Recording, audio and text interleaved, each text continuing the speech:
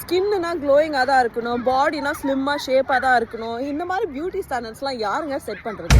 I'm not a sweet person, but சின்ன வயசுலேருந்து சாப்பிட்ட ஒரு சுகரை திடீர்னு வந்து நம்ம அழகாக இருக்கணும்னா அதை கட் பண்ணி தான் ஆகணும் அப்படின்னு சொன்னால் அதனால் வந்து அந்த ஃபேக்டர் டைஜஸ்டே பண்ண முடியல. அதுக்காக நிறைய ஜங்க் ஃபுட்லாம் சாப்பிடுங்க அப்படின்னு நான் சொல்லலை. உங்களுக்கு பிடிச்சதை பிடிக்கிற நேரத்துக்கு சாப்பிட்டு அழகாக இருக்கணும், ஸ்லிம்மாக இருக்கணும், இப்படி இருக்கணும் அப்படி இருக்கணுன்றதுக்காக நம்மளுக்கு பிடிச்ச சாப்பாடு நம்ம சின்ன வயசுலேருந்து சாப்பிட்டு வளர்ந்த சாப்பாட்டு எல்லாம் வந்து கட் பண்ணி இப்படித்தான் நம்ம ஹெல்த்தியாக இருக்கணும்னு வந்து அவசியம் கிடையாது.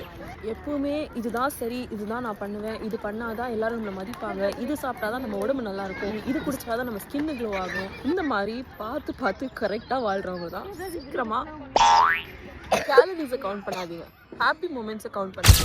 எத்தனை ஸ்டெப்ஸ் நடந்தோன்னு கவுண்ட் பண்ணுற நீங்கள் எத்தனை வாட்டி இன்னைக்கு சிரிச்சிருப்போன்னு கவுண்ட் பண்ணுங்க. ஸோ மை பாயிண்ட் சரியானதை பண்ணணுன்றதை விட பிடிச்சதை பண்ணுங்க.